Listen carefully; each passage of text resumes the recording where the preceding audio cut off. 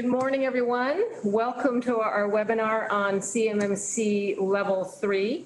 I'm Holly Dowden, VP of Marketing for Ntiva, and I'm going to be moderating this show. First thing you should know, as you can see, we're not doing slides, just like our first webinar on CMMC that we had last December. And the idea is that we want you to answer questions as we go through the forum. So if you look at the bottom of your PC, you can see a Q&A, little white Q&A icon. I'd like you to hit on that and ask questions as we go through. Don't use the chat, use the Q&A.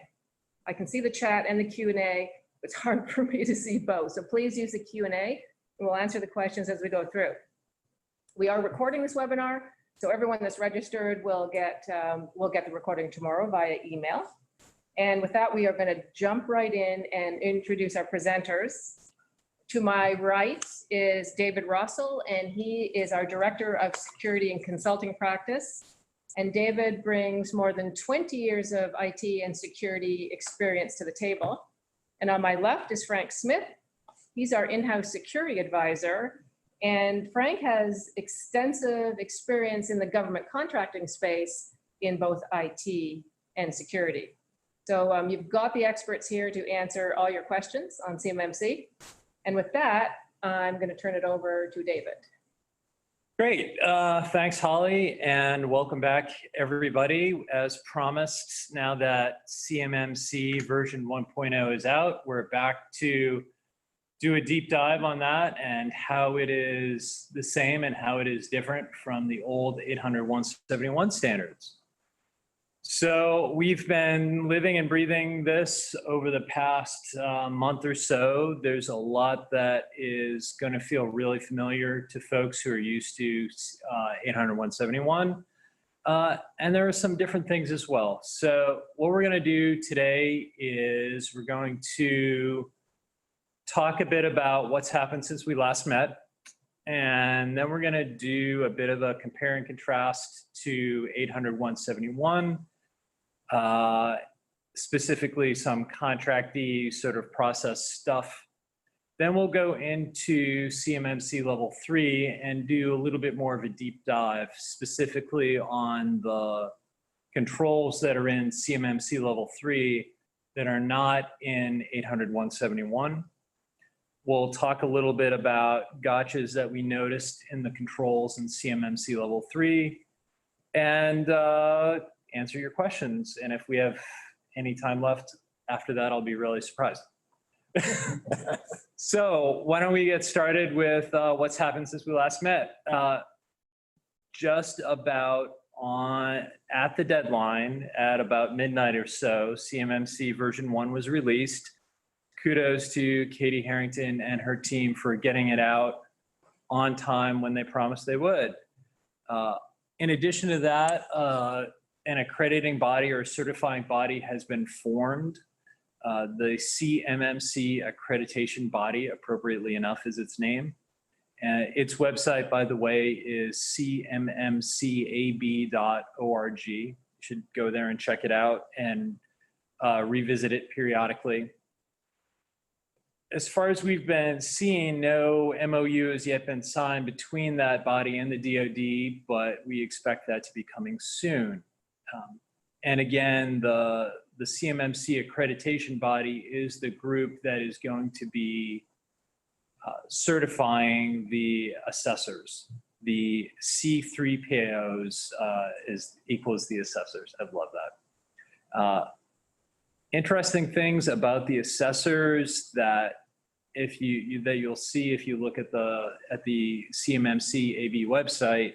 You know, they're talking about there's essentially going to be levels of assessors. So you'll have assessors most likely able to do levels 1 through 3 assessments, and then CMMC level 4 and level 5 is going to require a different degree of assessor, presumably something with more technical chops, more competence in the cybersecurity space. The other news really is just gleaned from some webinars. You know, Katie Harrington was at pains to emphasize that All this is going to be rolled out really over a 5-year period. This is going to be essentially, they're going to start with 10 RFIs and 10 RFPs, primarily, I believe, in the nuclear and missile defense spaces. Am I remembering that right? Yep, that's what she said. And there's going to be about 15 subs per RFI or RFP. So it's a pretty modest start. What they're trying to do is essentially get a pilot going, clean things up after the pilot, and then start to really push in the second half of this year for getting it added into the contracts. And if you look at the way this has come out, they have hit every single one of the milestone dates. So buckle up, because June is going to be right around the corner, and I don't think there's a chance she's going to allow the June milestone for RFIs to be missed. I think that's true. Where it's going to get interesting is where she doesn't have control, and she's not the boss of the CMMC AB. Yep.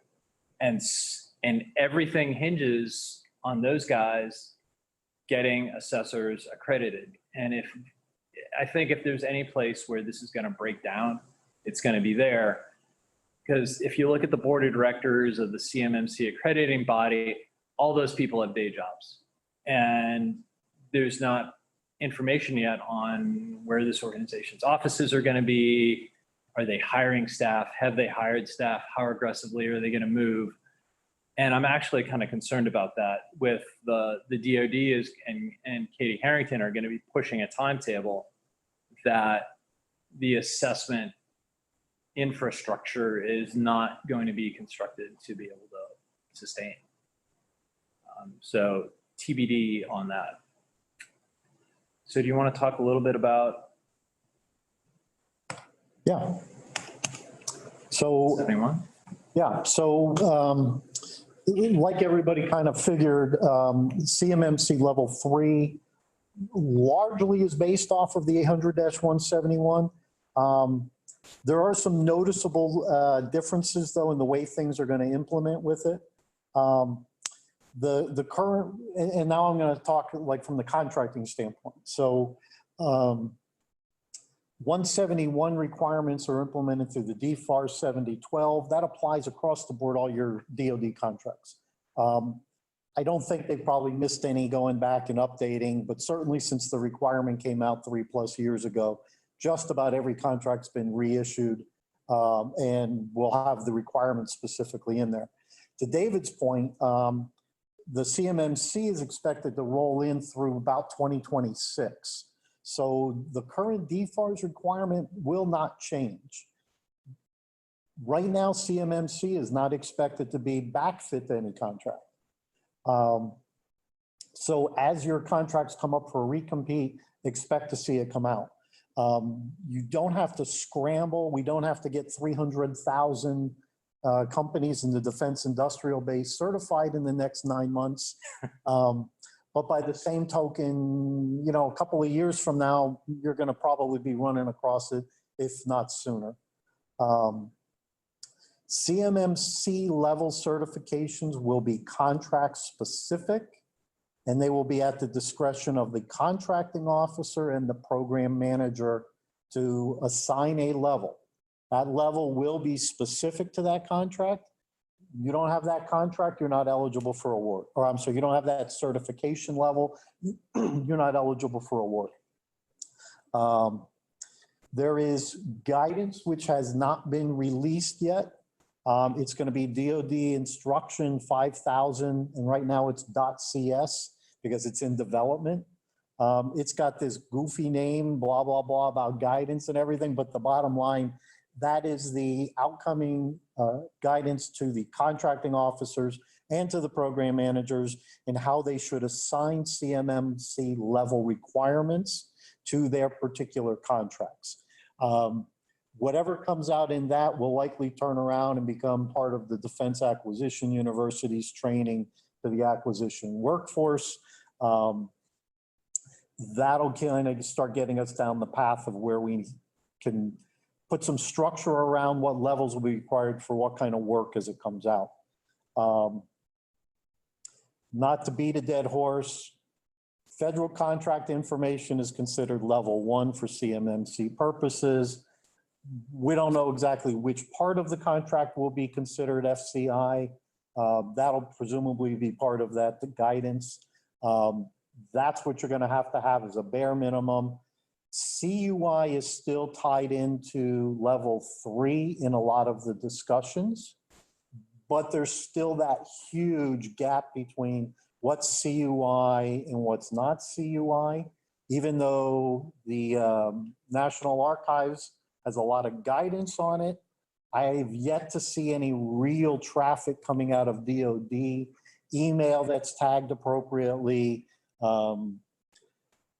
documents that have CUI identifiers on them. You still see FOUO, you still see SBU on stuff. Which parts are CUI and which are not is, going to be an ongoing issue. You can probably still expect that to be an issue as CMMC rolls out. 2 quick questions. You want to pause, answer Sure, them real sure. time? Yep. Okay. The first one is, I've heard that subcontractors will only need to be CMMC level 1 or 2. Do you believe that's correct?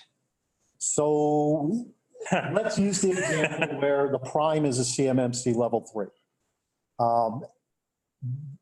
Without knowing exactly what everybody's business looks like in the DoD, I'm going to draw some generalizations. Think of it this way. There's the Raytheons, the Lockheeds that are out there building big weapon systems and things, and they have a traditional supply chain in the defense industrial base. They're going to have a CMMC level assigned to their prime contract. They're going to have drawings, maybe not classified, but certainly they're going to control them. And those are, you could expect that some of those things are going to be level 4 or 5. And it's entirely possible some of those will be even level 4 or 5. The contracting officers are expected to provide guidance to the primes on what the flow down of CMMC will be to the subs, but the prime doesn't have to accept that one way or the other. If I'm the big prime, the big integrator, and I have more vendor-oriented subcontractors, I'm likely to use a level 1 or 2 to reduce the pain that I'm going to impose on them. But if you're what I would call a more traditional government contractor in the Washington, D.C. area, the prime is basically saying, okay, we've got 100 seats on this contract. You get 10, you get 20, and I'm keeping all the others. Or more appropriately, you're the small business and you're the prime because they're going to be using one of the set-aside vehicles and you're going to be building the contracting team for it. I'm the prime, the guy sitting next to me works for the sub. I'm not flowing down a lower level. That's just my particular opinion right now. I don't think you'll disagree with me. I mean, I'm not going to put my work at jeopardy and you're doing exactly the same thing. I'm going to impose the same requirements on you that are on me. I would be stunned if primes don't push the exact same level down to their sub. They'd be crazy not to. Yeah, it would really be kind of silly. Like from a risk management perspective alone, why would you do anything else? And again, I'll caveat that with the relationship and the type of work may be able to say, well, you're not really doing exactly the same work, or you're supplementing in this. But at the end of the day, I just don't see it happening. That for the type of work you're going to see in the DC metro area, for sure, I would never lower the level going to my subcontractors. Okay, let's knock out 2 more quick ones. Okay. And then you guys can travel on. Cool. Oh, yeah? Yeah. Okay. What is the difference between the DoD assessment of confidence level and the CMMC? Assessment of confidence. What is the difference between the DoD assessment of confidence level and the CMC? That does not ring a bell to me. So that came from Reed, Spearman Reed. If you want to perhaps phrase that question in a different way, put it in the chat and we'll see what we can do. Next one is Google G Suite Enterprise, a good IT services foundation for CMMC level 3 compliance. Well, I'm glad you asked. We've been really wrestling with this with our clients that are small businesses. So here's the deal. You need FedRAMP high to be compliant with STIG level 5 For for CUI. CUI, which means that if you go to the FedRAMP marketplace and you look at the cloud IT services that are like email hosting and that sort of thing, you'll find that there are none that actually have FedRAMP high. It's a huge problem. So Microsoft has an offering, O365 GCC high, that's in process of trying to get its FedRAMP high certification, but it's not done yet. And the assessment started more than a year ago, and it's not clear that it's been done yet. There is Microsoft GCC high, I agree. But if you look in the FedRAMP marketplace, it still doesn't have an approval date yet. Right. And this kind of piggybacks into, I think, the next question. Regardless, so a great starting point obviously is something that has a FedRAMP high authorization, but that in and of itself is not an automatic checkbox. There's still things you have to do on your part to implement things correctly, to have the right policy, to have the right process within the company.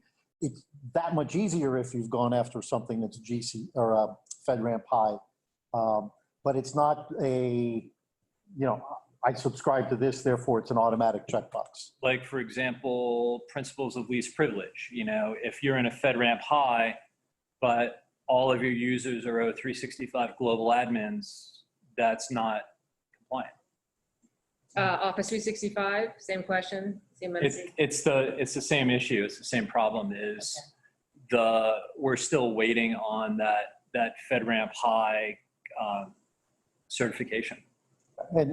And that doesn't mean don't do it, because it's your best bet. the authorization's not complete, but if you had to go through and say, I'm going to answer each one of these questions independently, you could in fact say, yes, Microsoft says that it meets this requirement for these reasons. And you just check the boxes. It's much easier if you go in there and say, this is how I've implemented my GCC high, but pending that, you just answer each question separately and say, yeah, we're doing those things. Yeah. And I just double checked the FedRAMP marketplace. There are 0 authorizations right now for Microsoft Office GCC high. It still says FedRAMP in process. And remember that when you look at the FedRAMP marketplace, as for DoD work, make sure you look at the agency that's approved and gotten the authorizations. DoD has a reciprocity agreement with the civilian agencies, but it's only for impact level 2. And impact level 2 is not CUI. Right. So what we're advising our clients right now is saying, look, if you haven't done a cloud migration already, pause and let's wait and see what the guidance is in terms of what is considered in your supply chain or not. Make sure you understand thoroughly where your CUI lives. And also let's hope that we've got more FedRAMP high certifications coming soon. Because in the old 800.171 world, you could have put in your POAM that we plan on migrating to a FedRAMP criticality level high, impact level high, excuse me, as soon as it's available, and that would have been fine, but that's not going to be okay with CMMC. So this one, can contractors host their CUI in a CMMC certified cloud and leverage the cloud certification to compete for contracts? So you're not going to, this came up, and I don't recall how this came up at one point, but somebody was asking if a particular product would be CMMC certified to a certain level, and the answer is no. Companies will have CMMC certification levels, ATM machine, right? Yeah. Keep doing that. You'll have certification levels as a company. Products will be back into the FedRAMP, basically, would be the litmus test to use there. Yeah. So if you're using a FedRAMP high authorized product and you have the appropriate controls in how you do business, then that's how you're going to run through and check the boxes. One of the things that we really need clarification on, and actually I'm going to an event that has Katie Harrington at it, so I'm hoping to ask her in person in a few weeks, is how do you distinguish between a vendor and a sub, and where are you required to use a how do you define your supply chain? I think that's a really critical issue that I at least don't have good clarity on yet. Yeah, and a lot of that goes back to what's the type of work you're doing, and what kind of relationship you have between the prime, the subcontractors. You know, are you going out and buying commercial off-the-shelf stuff? You know, all of those things are going to factor into really where the requirement to flow down CUI level 1 even will start and stop. And I know a lot of small businesses use Dropbox, they use Slack, they may use Box. None of that stuff theoretically at this point is going to fly for CMMC if you have any CUI in those products. Yeah, and if you are using something right now that is not FedRAMP high and you're storing CUI there, you know, some of them have options at least that say, well, I can choose my hosting as opposed to letting it go anywhere in the world. I can restrict access as opposed to letting it go anywhere in the world.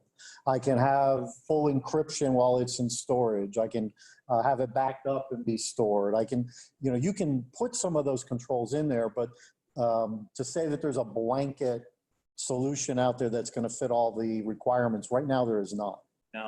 No, I think O365 GCC high is probably the closest, but again, it's not certified yet. We have a couple more, but I'll let you guys get back to the agenda. Okay. And then we'll swing around again. Okay. So what else did you have on your shtick? So the other things that are going to be very different, David alluded to it, there's no gaps on the POA and M's. POA and M anymore. Said that right. And this is going to quote, I'm going to read this verbatim, I'll apologize, but this is right out of the CMMC appendix. It's a clarification for develop and implement plans of action. Plans of actions are still required to identify gaps. Your system security plan is still required because the DFARS 7012 requirement still exists. Verbatim, the receiving cyber maturity model certification requires all practices and processes to be implemented at the time of assessment. Any security requirements that were part of the plan of action must be closed or met in order to be granted the CMMC assessment. It can't be any clearer. Of the 130 level 3 controls, if you've got 129 of them, you're level 2. Yep. End of discussion. We don't know right now whether or not the concept of compensating controls will be part of it. Really important. The devil will be in the details in terms of what the accrediting body puts in the curriculum for training and puts in the licensure for the assessors. Whether or not that, you know, I don't use MFA to log in locally for security reasons because I have compensating physical controls. We don't know if that's going to be allowed. Right. Right. So, you know, if you're looking to buy laptops and you're, you know, looking ahead down the road to CMMC, you know, maybe make sure they've got fingerprint readers on them, or make sure you've got some way to do a second factor for local logins, at least for your administrative logins. And if I remember right, level 4 or level 5 may require MFA for everybody. Yeah, I think it does. For local logins. Yeah. And the only other thing I'll throw out to, I mentioned this briefly, the identification process of both FCI and CUI, it's still up in the air. It's still everybody struggling with it. Each one of the executive agencies is tasked with coming up with their own process for how to identify and control CUI. For you as a small business, government contractor, obviously we're talking a lot of DoD stuff right now, but keep in mind that the accrediting body and everything from that point forward is DoD independent to a degree. I believe that you will see CMMC start working its way outside of DoD within the next few years. So it's not going to be unique to DoD as we go forward. And in general, where I think the CMMC is very different than the current DFARS requirements, it is much more process and managed process oriented. It's not enough to say we have a spreadsheet that keeps track of which machines we've patched. Going to be looking for a more formal process that says, here's how I do patch management on all my systems. Here's the technology controls I employ. Here's how we determine when patches go out. All of those things, there is a level of formality to CMMC that was part of 171, but it's gotten a higher elevation now, I think. More explicit. Yeah, it's much more explicit. Yeah, there's even a graphic in CMMC that talks about practices versus processes, and each level has requirements for both. So it's not just enough to do something, but you've got to document that you do and revisit that you're doing it right, blah, blah, blah, blah, blah. And what you got? back over to you. All right. You want to pause, quick answer some Sure, let's do while some we're in this questions. little thing? Okay. Yeah. Who is in the government supply chain? Is it everyone that does business with them, including staffing services? So the short answer, I think, is yes. Think of the, so to answer the staffing service question directly,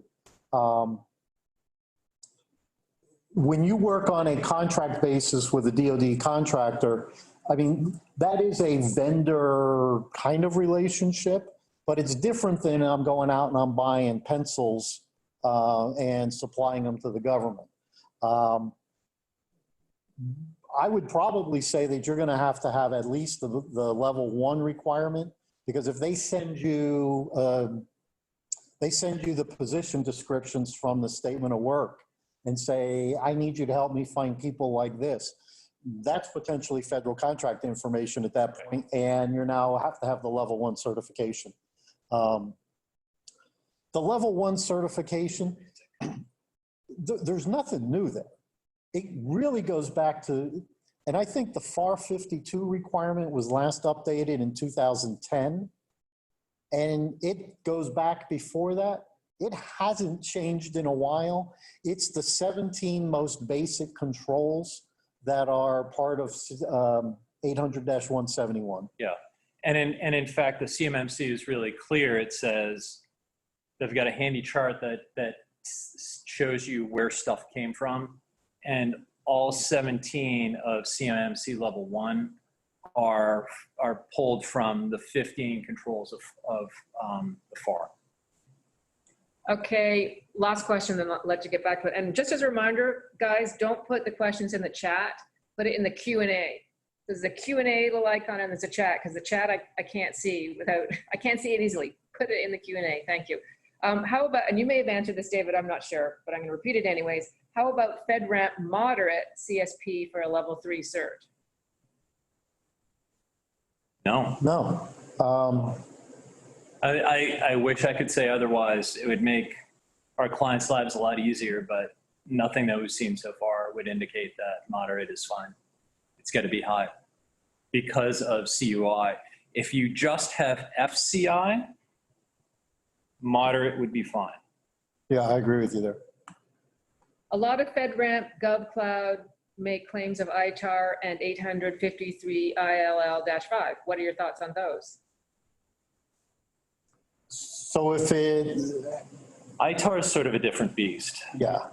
and simpler because you're just talking about US soil, US persons, people working there, some physical security controls, I think. Yeah.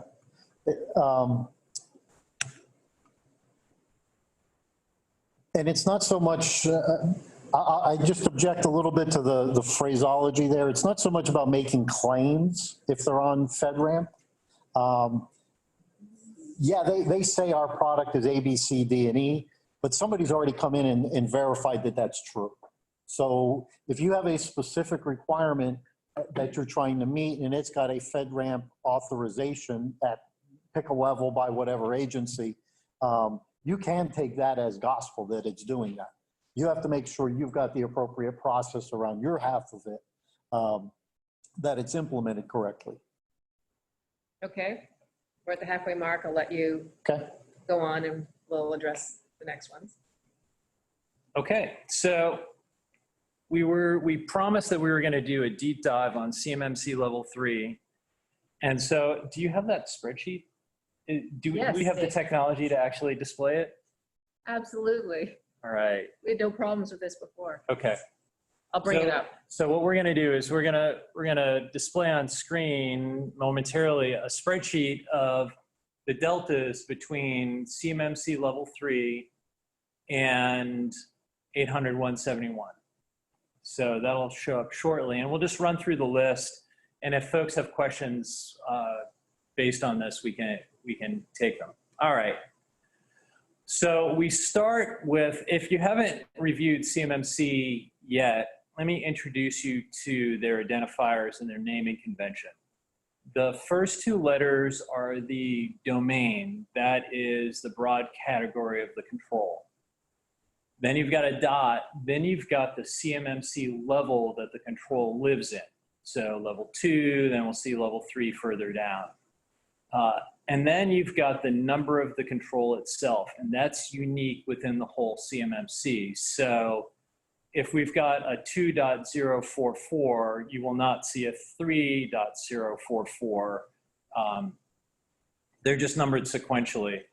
And there are gaps. So there's, to allow, I think, for further revisions to salt in additional controls later on in the process. All right, where possible, I noted the 853 Rev 4 reference for these, but in some cases, those don't exist. So for the first one, AU.2.44, review audit logs. This is one that didn't have an 800-171 identifier on it. And this is really being explicit at level 2 that you're looking at your audit logs. And it's in a less systematic way, in a less automated way than what comes up in level 3. But this is sort of an intermediate step. And feel free to chime in for any of these, and I may trade off as my voice gets tired. Sure. Detect and report events. This is the same deal as the prior one. This is a baby step to a fully integrated SIEM or log management solution. And then again, IR 294, analyze and triage events to support event resolution and incident declaration. That's the same kind of thing that you're reviewing events, you've got people, experts looking at them, and you're determining what's an event versus what's an incident. 096, develop and implement response to incidents according to predefined procedures. This is all about having a security incident response. Right. And if you look at it, there's a lot of overlap, and you can throw some fairly broad solutions and hit a lot of these requirements, just like you can with the 171 as it's written now. Yep. And some of these aren't wholly new. They're just drawing more attention to it. And I think some of that comes from that Department of the Navy study that they did, where they went middle of last year, Navy went out, looked at a whole bunch of their contractors and determined that absolutely nobody was fully compliant with with 171. And I think some of those things came and factored back in to these newer requirements for CMMC. And you'll notice in the 853 Rev 4 references, in the vast majority of cases, there's just one reference. With CMMC, it seems like they really tried to break this out and don't have multiple controls within the same line, so to speak, within the same control. 2.96, that's again incident response stuff. So this speaks to what Frank was talking about. You can use one fly swatter to whack two separate control requirements in incident response plan. And that goes to IR 297 as well.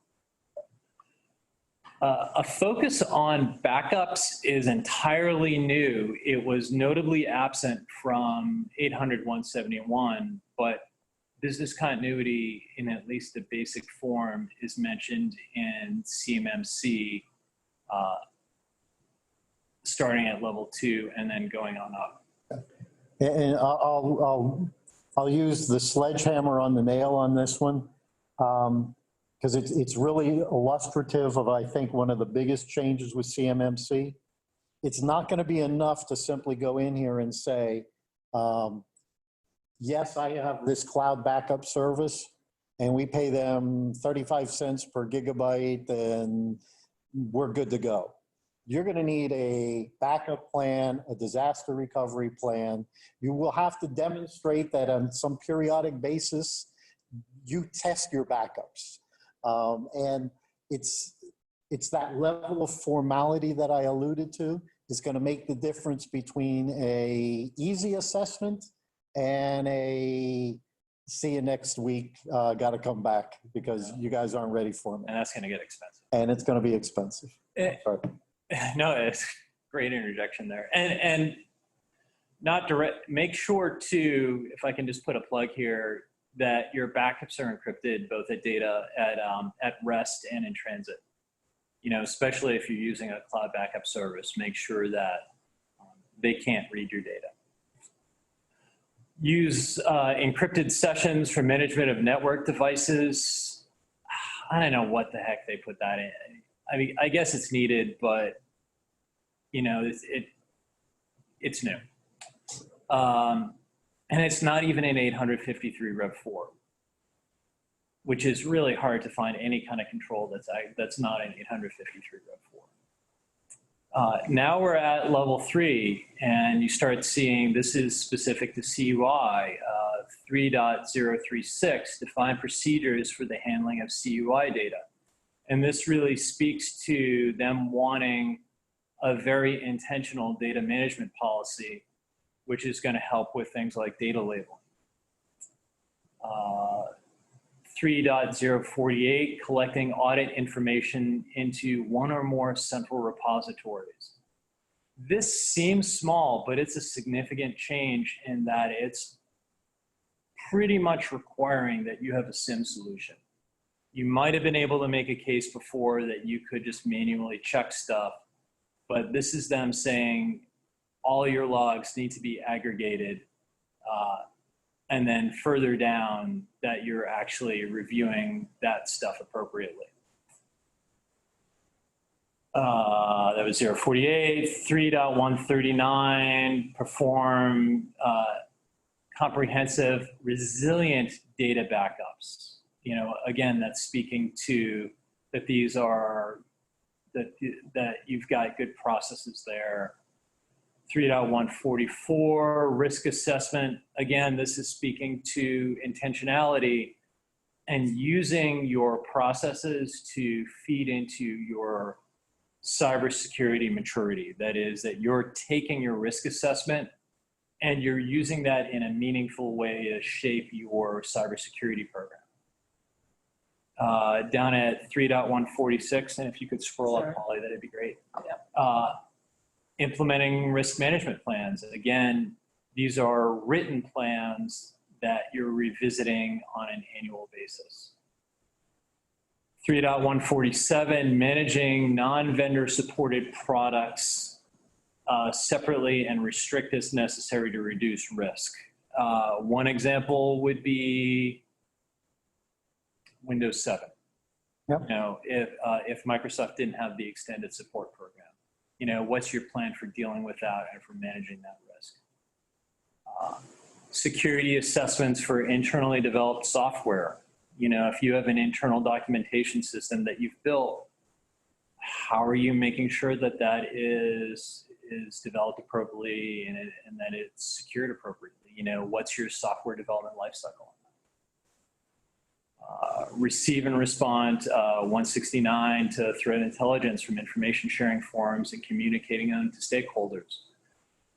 There's a degree of intentionality there. It's not going to be enough to say, yeah, we subscribe to US CERT and we get the feeds. It's, yes, we subscribe to US CERT, we get the feeds, we disseminate it to these people, they make us judgment calls on what we need to change with our cybersecurity.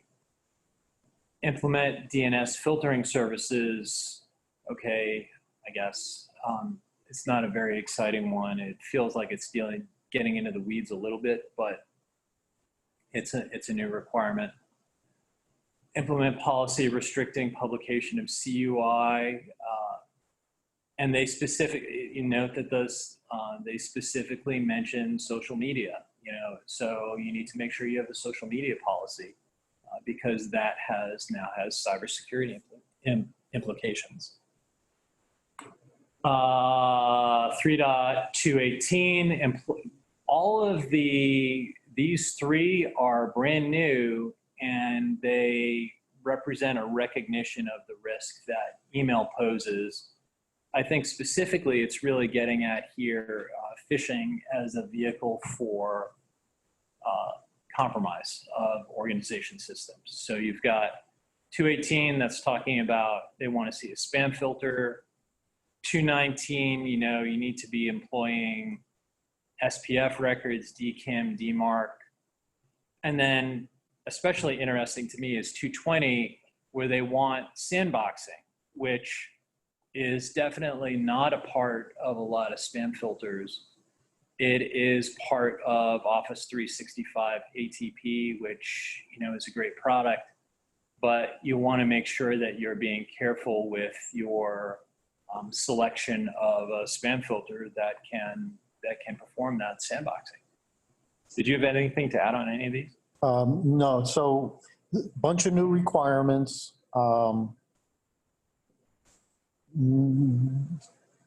Nothing completely off the reservation. So the brand new things like backup, let's just go on the assumption everybody's already doing a backup on a regular basis. You hope. I know that might not be totally true, or, you know, you're burning, still running tapes, and, you know, you take them off site once a week, and there might still be some of that out there. Those things probably need to be rethought.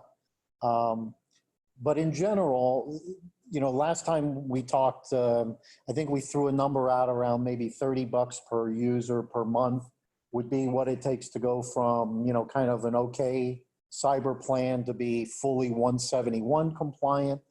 It's not a huge change, I don't think, to be fully I think so. compliant.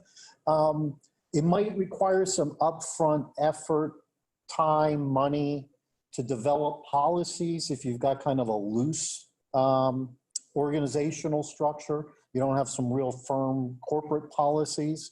But, you know, think what you do right now. You're a government contractor, right?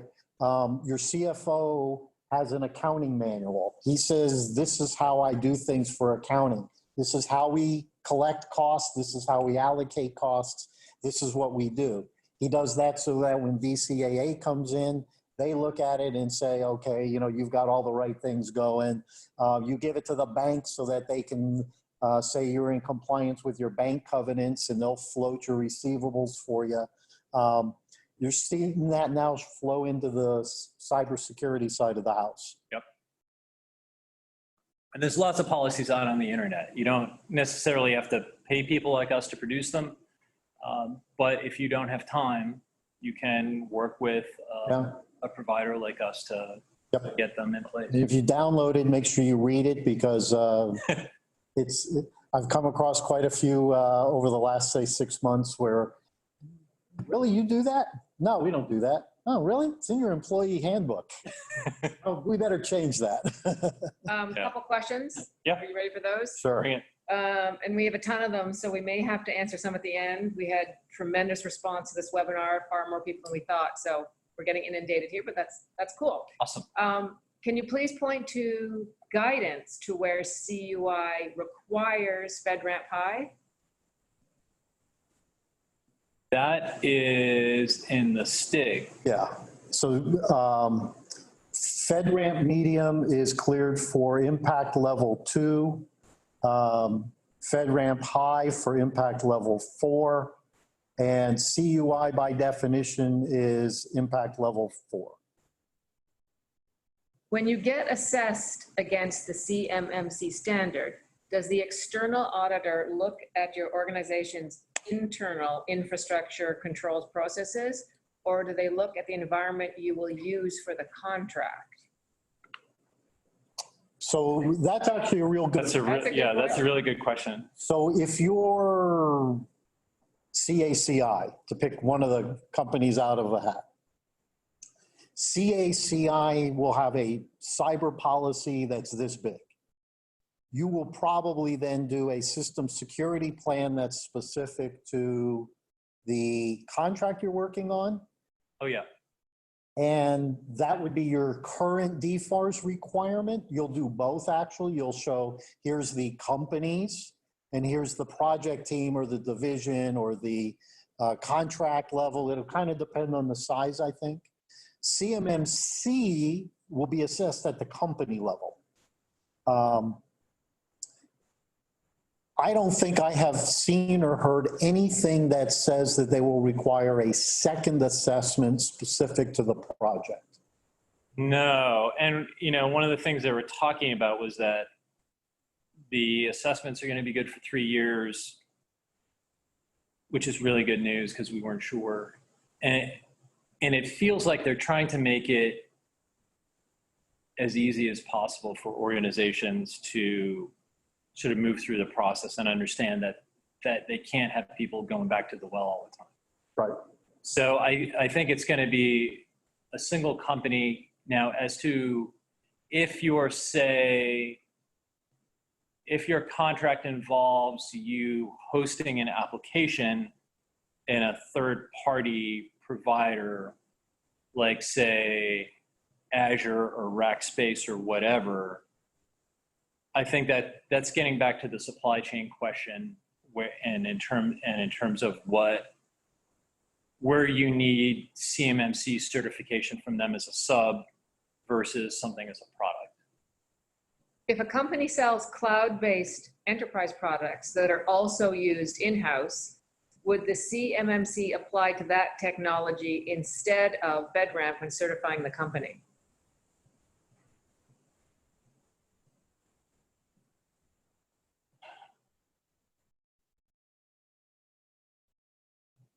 That might be a maybe. Yeah. That's going to be a depends, I think. Well, CMMC would still apply because there are processes related to your organization. Right. And access to those FedRAMP evaluated systems that are relevant. So for example, your HR policy and termination policy would be relevant to CMMC because that affects who has access to the data, even though the system that the data lives on may already have a FedRAMP certification. I heard that as though they didn't have a FedRAMP, that they were only relying on a CMMC. I just dismissed the question. Oh, that's okay. Sorry. Yeah, it was a little bit unclear. Okay, sorry. No. That was my take. Will you be providing this checklist to us? Absolutely. I can send that out afterwards. We'll do one more and then you better get back to your agenda. When proving Rmf compliance, we used approved scanning tools. Are there approved scanning tools or procedures for CMMC? How do we verify we're compliant prior to employing a validator? I think that's a couple questions.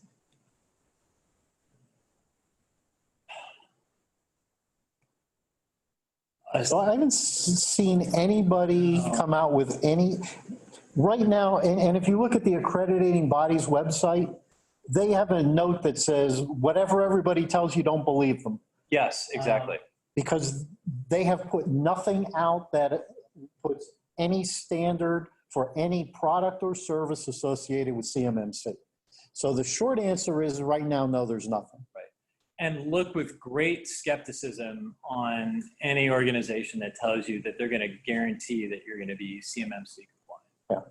Because there's just, at this stage, not knowing what the guidance is to the assessors, that's really hard to say. Okay, why don't you continue on? We have a bunch more, but we're 10 to the hour. Just want to give you guys that heads up. So we wanted to touch on a couple of things, and one of them was some gotchas, but I think we've already largely talked about those. Oh, he rephrased his question. Okay. Let me, go ahead, I'm sorry.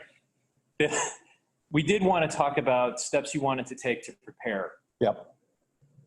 And I think really what it boils down to is if you're not already 800-171 compliant with a good SSP and POEM, you need to do that. You can't postpone that.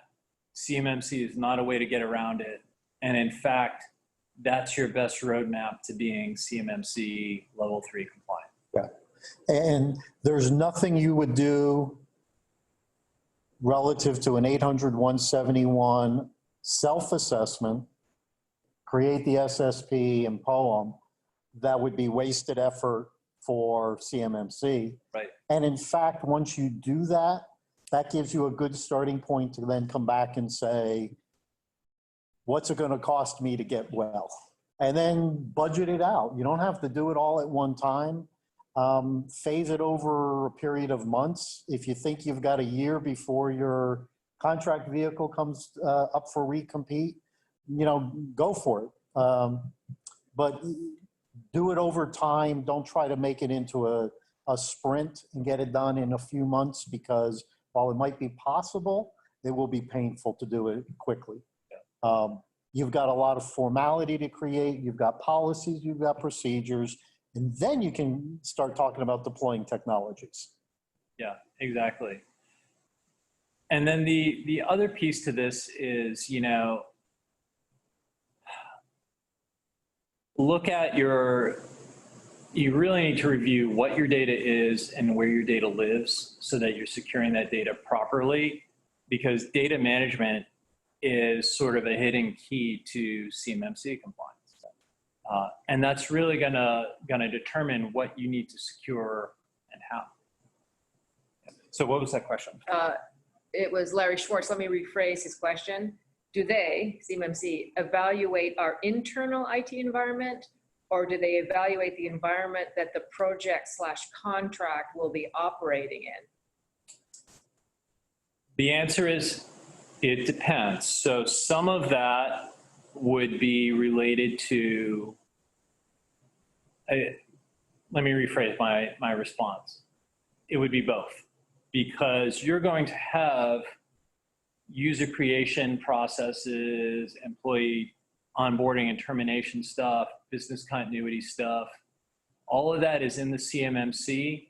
That's actually corporate or organizational policies and procedures that you're going to need to do. So outsourcing where the stuff lives isn't going to give you a pass on having them come in and review your items, especially if you have things like VPNs that allow you to connect to a privileged environment or something like that. And in a previous life, I was a CIO at a 500-person company. We had 4 business units underneath it. We were cost centers, though. We weren't separate LLCs. We were just separate business units. We did everything under one corporate IT umbrella. We had one corporate HR department. We had one corporate accounting system. While there was specific software and process, and we worked for different customers and did different types of work, at the end of the day, all that stuff was linked. And so to your point, company-wide. Yeah, and that's why I was emphasizing the data management piece is I think it's going to be really hard to try to gerrymander your CMMC certification. That is, it's going to get tough to draw little boxes around where your data lives and to try to say, well, we only have CUI here, but we don't have CUI here. So here's a good one. Some companies use third parties for vulnerability management and security monitoring.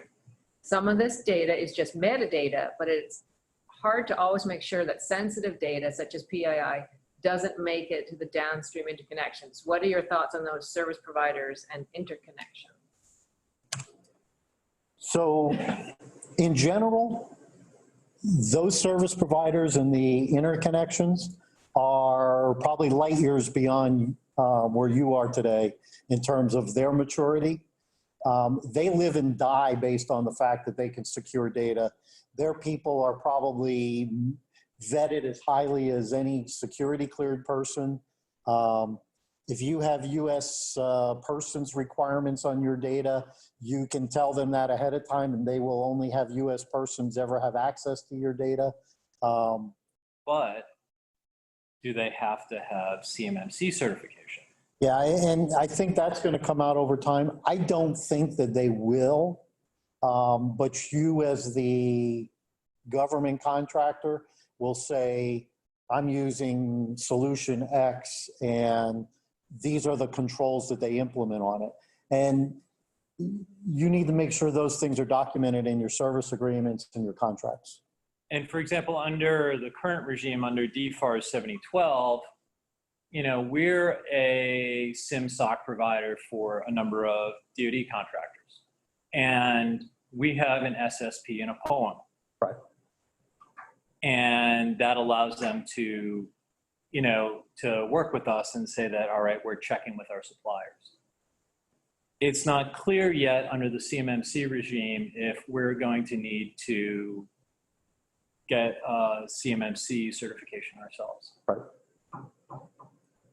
And a lot of providers, you know, are more focused on like a SOC type 2 audit or something like that. Right. We have just a couple of minutes left. We got, Holly, do you want to, we have just a couple of minutes left. Do we want to do Last questions? the last question or two? I don't know if you have any that we're not seeing on the screen or, Yeah, we do. Just hang on 2 seconds. okay.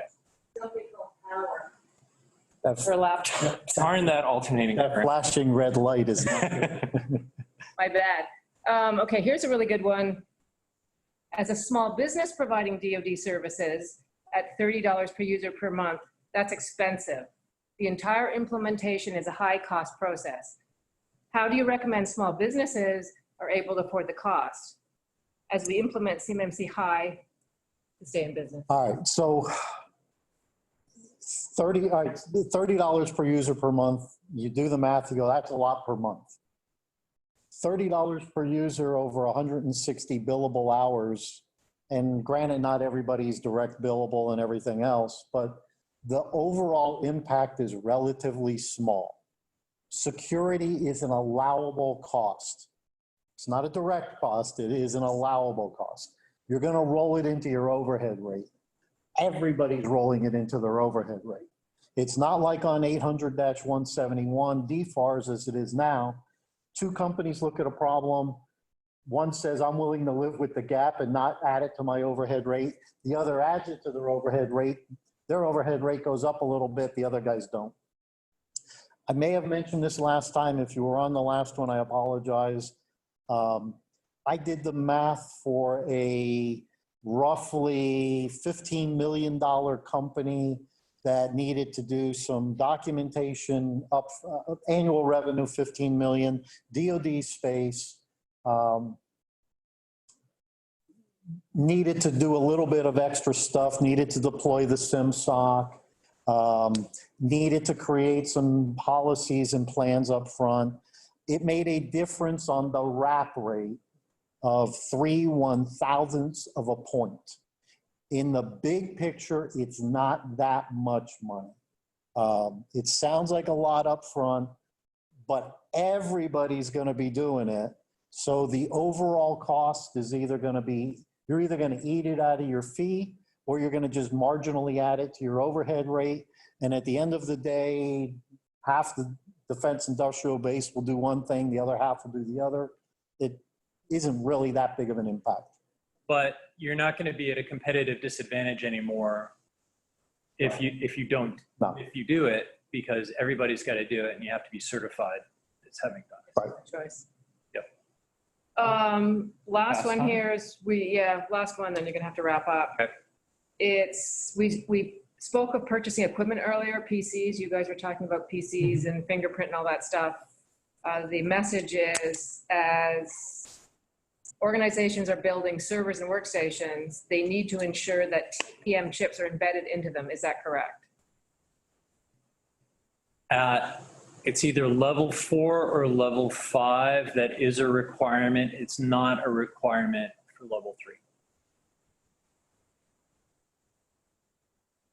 Okay, So there. we're at the top of the hour. We still have almost everyone on the call, but we're gonna have to wrap up. Okay.